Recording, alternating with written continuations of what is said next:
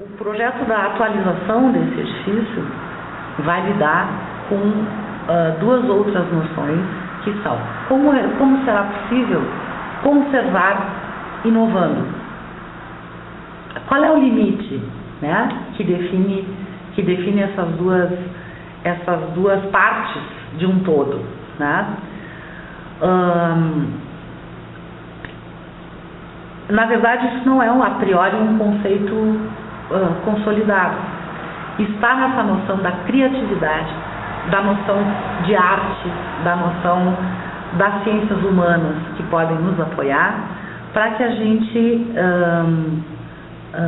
consiga abordar esse edifício mais voltado à sua noção de obra de arte. Quando a gente fala de obra de arte, a gente compreende então que esse valor está posto. Isso não está mais em discussão, né? Portanto, há um limite nessas inovações, mas há também uma definição de grandes potencialidades que o edifício já nos apresenta hoje, né? Então, como uma configuração que exprime, antes de mais nada, essa noção de processo que nós conversamos antes e que atende a expectativa de transformação, né? Nós vemos nessa linearidade e nessa sequência de diferentes atividades, né, uma noção de espaço que é contínuo, né, e que ele é articulador e que ele é, na verdade, de passagem. Pode ser que essa noção de passagem esteja disponível para ser potencializada em todas as suas dimensões. Nesse sentido, ainda temos que reconhecer as partes do edifício que, na verdade, não têm mais pertinência do ponto de vista do que se quer hoje para esse edifício. Ou seja, dificilmente se servirá novamente um número de refeições para o que o edifício e as cozinhas, como sendo esses grandes locais de transformação, né, representaram na época da construção da Itaipu. Há, portanto, um espaço que ele já não existe mais. Ele não existe mais porque ele não tem necessidade de atender a uma demanda tão grande. De qualquer forma, o caráter de espaço de refeitório permanece. Há uma demanda clara para que esse refeitório volte a ser aquilo que ele é, no sentido do atendimento de uma necessidade da comunidade do país. O que significa essa questão de funcionar de novo? Ele vai funcionar de novo, evidentemente, de uma forma completamente diferente. Então, a necessidade real que hoje existe de servir refeições deverá agregar valores contemporâneos de modos de produzir e transformar alimento, né, em sistemas competentes de serviço, de um serviço que é esse de oferta de refeições.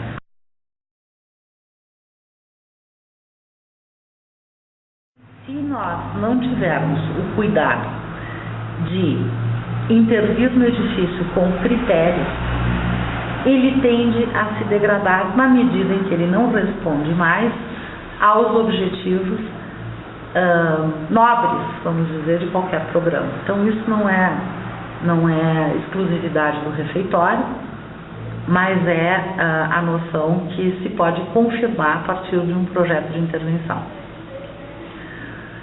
Vamos então descobrir quais são os valores originais que nós pretendemos conservar e vamos descobrir quais são os valores novos que podem ser agregados aos primeiros.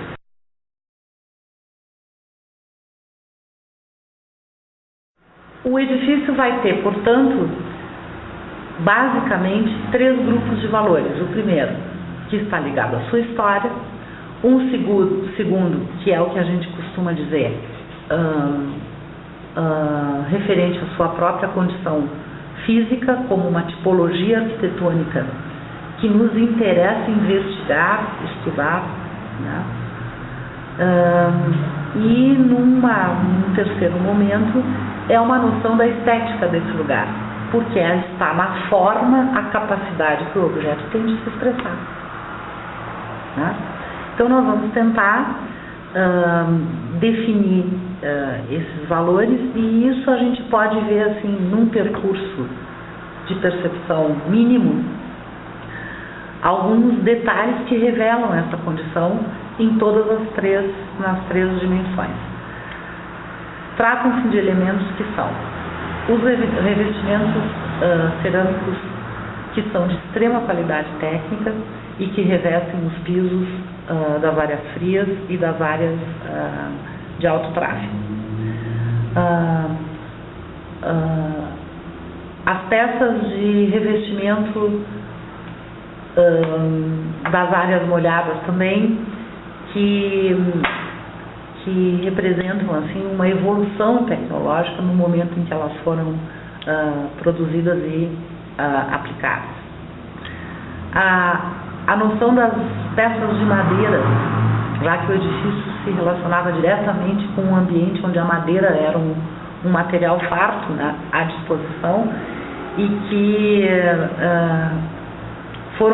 foi possível serem acessados naquele momento, e são de madeiras que estão em extinção ou já extinguiram, ou são objetos de preservação e, portanto, não estão mais disponíveis para serem transformados.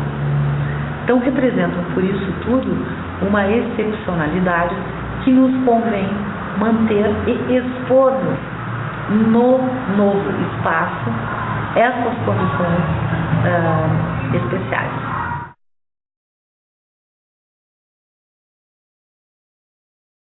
O objetivo, portanto, dessa conservação está, na verdade, em podermos consagrar o que seria esse espaço no que ele representou e colocar em destaque as qualidades físicas que vão permitir com que esse processo seja revisitado permanentemente pela história neste momento e no futuro.